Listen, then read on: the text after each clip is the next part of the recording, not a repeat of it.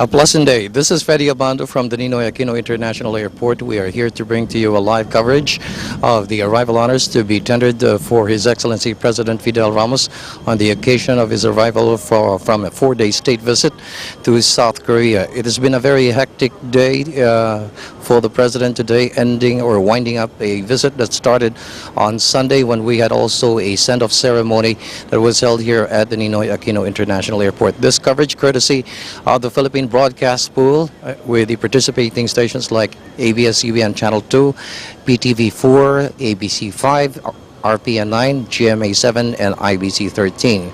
The President was not only on a state visit to South Korea, he was also there on a sentimental journey.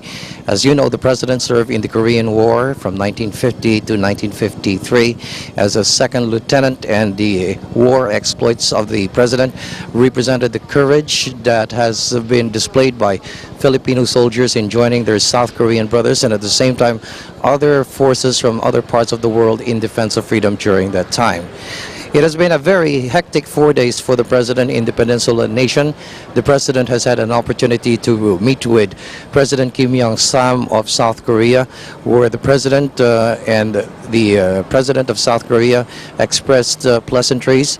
They have forged stronger bilateral relations, and the President has made a very strong pitch for Korean trade and investments. So far, the pitch which the President has made has been very solid in terms of the gains that have been made during the past 4 days. But of course, one of the major achievements of the President during those 4 days was the acquisition of 12 patrol crafts, which will be given to the Philippine Navy in order to boost the government's the AFP's modernization program for the armed forces for a period of 10 years. We just saw earlier the presidential plane that bears the President together with the First Lady and the members of the presidential party, and at the same time the business delegation that have accompanied him during his state visit to South Korea during the past few days. Joining us now later on will be the Chief of Staff of the Armed Forces of the Philippines, General Lisandro Abadia. Now, General, you must be very happy that the President made a milestone, 12 patrol crafts coming from South Korea. How would this boost now the efforts of the Philippine Navy to patrol maritime waters to ensure that incursions and at the same time smuggling would be curbed at this time? First of all, I have to wait first for an official announcement by the President if in fact there was an official transfer. But if that is true and that is correct, it will certainly boost the capability of the Philippine Navy, particularly its patrolling capability and patrolling our fishing grounds and other properties within our EEZ. Now, initially, of course, 12 is not too much, but when you look forward to the future, I mean, how does it augur well for the AFP's modernization program, South Korea providing some kind of relief and at the same time support? Well, this is part of this is the type ship that has been programmed by us, whether it comes from the United States or from some other countries. This is one of the type ships that we want in our inventory. Thank you very much, General. I am sure that you will be joining the reception line, so good luck. Okay, thank you. That's General Abadia, the Chief of Staff of the Armed Forces of the Philippines. We expect the President to be alighting from the plane after it has made its final run here at the tarmac, and the plane is being towed here as the reception line composed of the former President Diosdado Macapagal. We have also the members of both houses of Congress, the members of his official family, led by Executive Secretary Edelmiro Amante, the City Mayor of Manila, and the different commanders of the Armed Forces of the Philippines, led of course by General Lisandro Abadia. Now, the President's visit was designed to strengthen the overall bilateral relations between the two countries through increased trade and investments and intensified cooperation in science and technology. As you know, the Korean nation is the third largest investor in the Philippines and is the country's seventh largest trading partner with two-way trade steadily increasing since 1982. Trade increased from a volume of $299 million at that time to $873 million in 1992. Now, the president's three-day visit focused on generating more investments for the Philippines, and the president has been very successful in this respect. The country expects to benefit from South Korea's industrial restructuring, and the Ramos government made a pitch for more South Korean capital. And one of the main notable achievements of the president was witnessing the signing of two agreements that would bring in a Korean company that would invest in cement, and the participation of Daewoo. Daewoo is one of two top car assembly factories in South Korea. The other one is Hyundai, who will be establishing an assembly plant here in the Philippines, and this would mean more investments and more jobs. Now, during the visit, the Philippine delegation also strived to expand partnership and enter into agreements and understanding that would facilitate the expansion of trade and the reduction of barriers to our exports and the entry of Korean investments to the country. As I mentioned earlier, this is also a sentimental journey for the president. The president was a second lieutenant in 1950 to 1953 when he fought in the Korean War under the Philippine Expeditionary Force that fought alongside with other United Nations contingent that fought communist aggression from North Korea and, of course, from China at that time. Yesterday, the president was able to witness also the signing of the Philippines-South Korea extradition treaty, the letter of transfer of 12 patrol boats to the Philippines, and an agreement between the Department of Agrarian Reform and the Samul Undung Cooperative. This particular agreement is expected to promote the support of science and technology from the South Korean government that will promote agricultural industrialization in the country. Now, among the joint venture projects that the president was able to witness during that time is the president witnessed signed agreements covering projects to be located in Cebu costing 7.2 billion pesos or $267 million. The joint ventures are between Hala Business Group and Apo Cement to build a 250 million cement plant. Daewoo Corporation and Transform and Company Inc. will build a $10 million car assembly plant. Another agreement also between Daewoo to transform and build a 7 million plant to manufacture car components. Now, the president's plane is expected to make any stop now, and the reception line is already in place. The other members of the cabinet that have joined today's warm welcome ceremonies for His Excellency President Fidel Ramos and the First Lady, Mrs. Amelita Ramos, our local government secretary, Rafaela Lunan. We have also Health Secretary, Juan Flavier, Finance Secretary Ramon Del Rosario.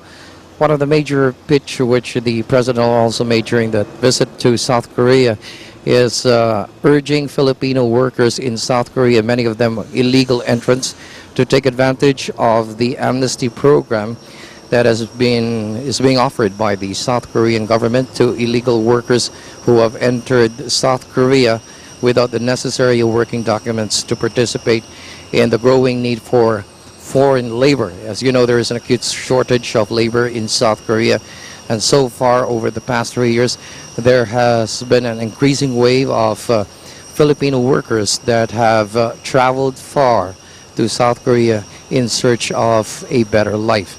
And the president on his first day of his visit urged all Filipino workers who might have entered Seoul to register with the labor attaché in South Korea and to avail of the current amnesty program which is being offered by the South Korean government.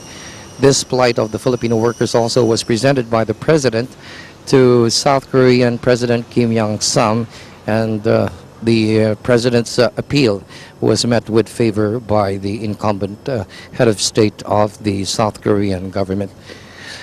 So the presidential plane, PAL of 747, coming to a halt here at the tarmac of the Ninoy Aquino International Airport. We are expecting the president to give an arrival statement to sum up once and for all the gains that have been made by his 3-day state visit to South Korea. This is the second visit of the president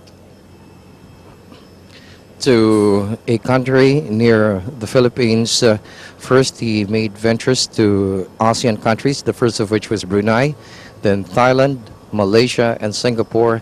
After that, he proceeded on to Japan, then to China last month, and now South Korea.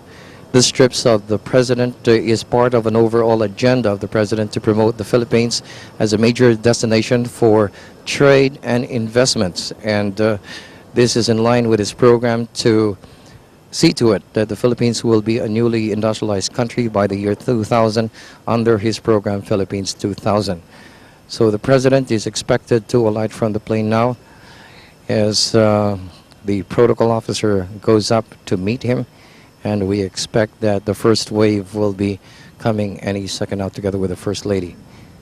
So there's the president. We now see him, and we see there's the president now, together with the First Lady waiting for the crowd here. It's a big crowd we have here at the Ninoy Aquino International Airport as they alight from the presidential plane that brought them back from a 4-hour trip from South Korea this morning. So there's the president now as the reception line composed of the Vice President Joseph Estrada, former President Diosdado Macapagal, Mrs. Macapagal, a member of the family of the Mrs. Macapagal. The Papal Nuncio is also there, the members of the cabinet, and the representative of the Speaker of the House, Congressman Hilario Ramiro. We have also Finance Secretary Ramon Del Rosario and Energy Secretary Delphine Lazaro. There has been an offer by the Korean government, also by a Korean company, to convert the Bataan nuclear power plant into a combined cycle plant. And this offer, which was made to the president during his visit to South Korea, will be studied by the Philippine government whether how feasible is this particular offer that is being made by the South Korean government. Of course, the president has not yet made a definitive position regarding the Bataan nuclear power plant, whether it will be converted into one or not. The president will be given full military honors with a 21-gun salute, after which the arrival statement will be given by him. The president was also accompanied by local government secretary, by Foreign Affairs Secretary Roberto Romulo.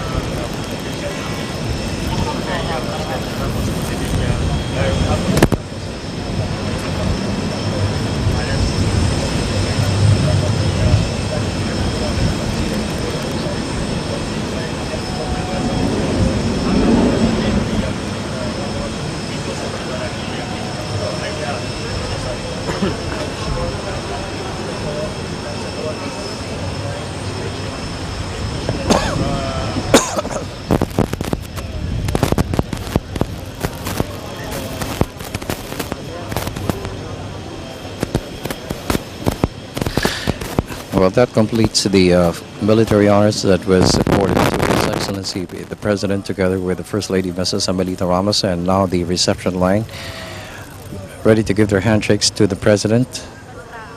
And later on, the President, in an arrival statement, will sum up the gains that have been made by his visit to South Korea. After the statement, the President will be meeting with the members of his cabinet at the Kalayaan Hall to present to them the work that must be done in relation to the Korean trip. Also in the party of the President was the chairman of the Subic Bay Metropolitan Authority, that is Mayor Richard Gordon of Olongapo City. Of course, Olongapo City and the Subic Bay Metropolitan Authority is responsible for making a very strong marketing pitch for the Subic area to encourage investments to come into that area. The President has declared that as a special economic zone, and so far most of the investors from ASEAN and the rest of Asia have expressed a keen interest in investing in Subic Bay. And the President now at the reception line, being welcomed by the members of the cabinet, and we expect that the gains made by the President during the three-day state visit will be presented to the audience here. And so far, the word from the Office of the Press Secretary has been very encouraging in terms of what is going to be summed up by the President. Of course, this is the first state visit wherein the new Press Secretary, Jesus Season, has joined the President after the former Press Secretary, Rodolfo Reyes, has resigned earlier this month. The President now goes to the rostrum to make a final report on the results of his trip to South Korea that began last Sunday.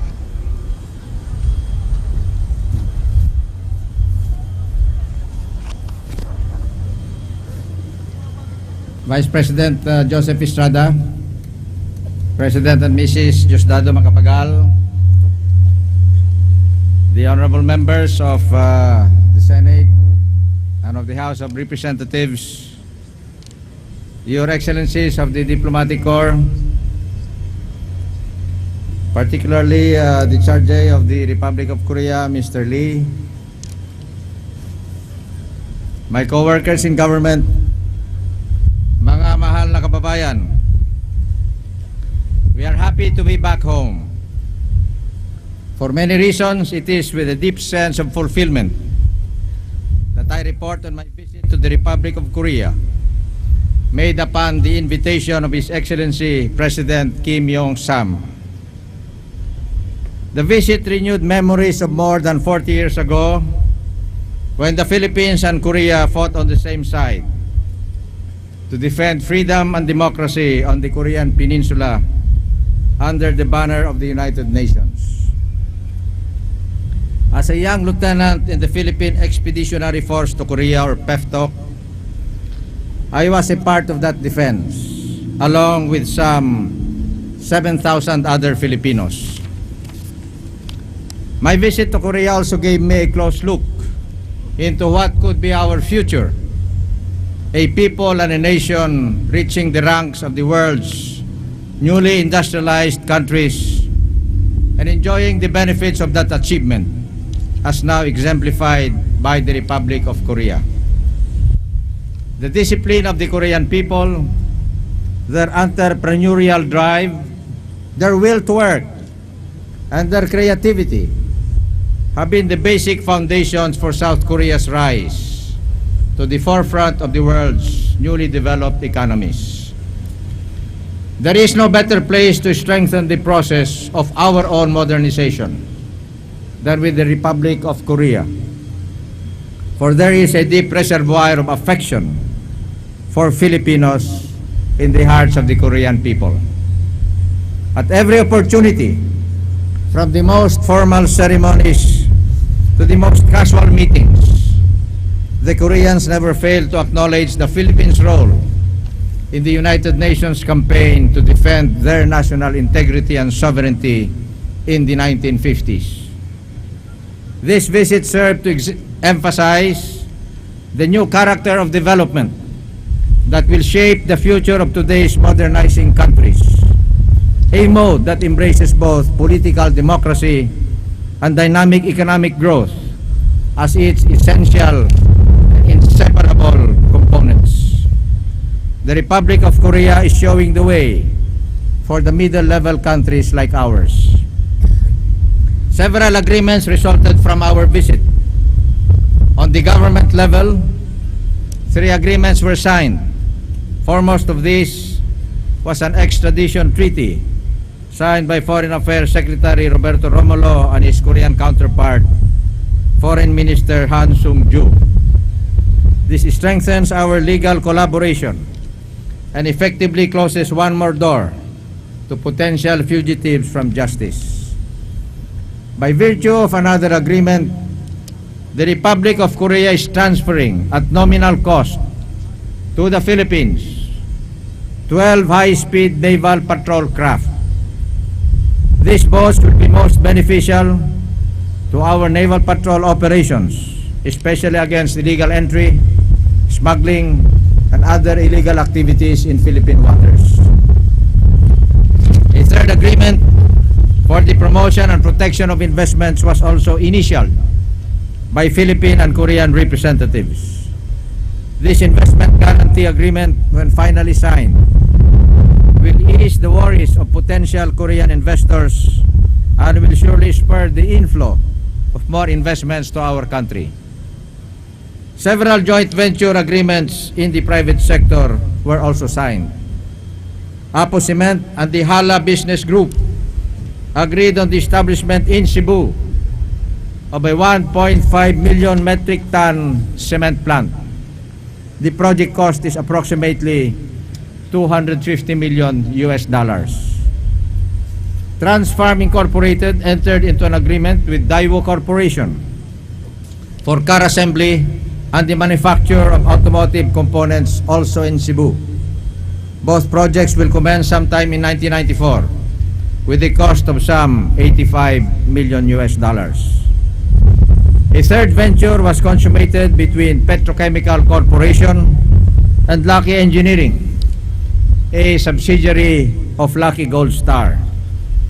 The two corporations will put up a polypropylene plant in Bataan with a capacity of 160,000 metric tons a year, and the project cost is about $115 million. The total of these private sector investments is about $450 million or 12.2 billion pesos. There are other Filipino-Korean projects placed in the pipeline, some of which will be launched in the next few months.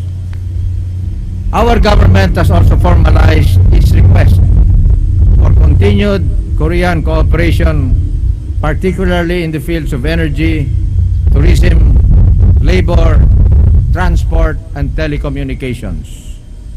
We discussed at the highest levels the problem of access of certain of our products to the Korean market and the regularization of the status of Filipino workers in Korea.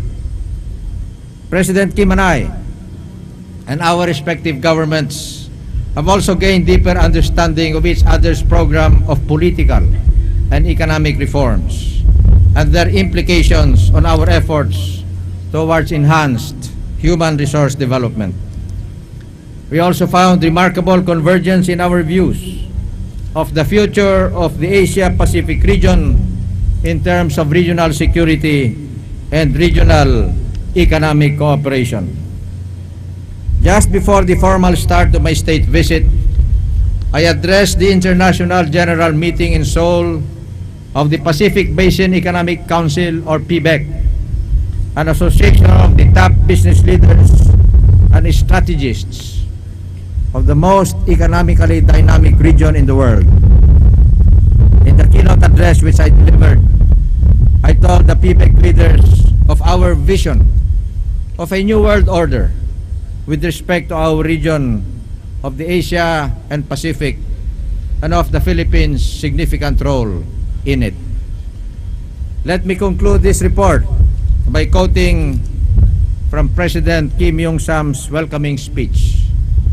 He declared, "We Koreans on our part will lend unsparing assistance to the people of the Philippines in their endeavor to attain national development."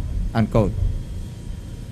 On that note, we can truly say that Philippine-Korean relations, consecrated by the commingled blood of Filipinos and Koreans on Korean soil, have found renewed strength during our visit.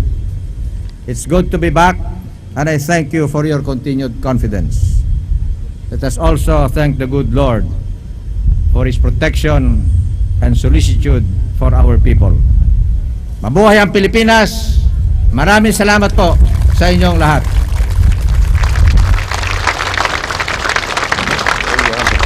Summing up his state visit to Seoul, South Korea. From here, the President will have a very short cabinet meeting to present to the members of his official family the results and the details of the gains that have been made by him and his party during the 3-day visit to Seoul, South Korea.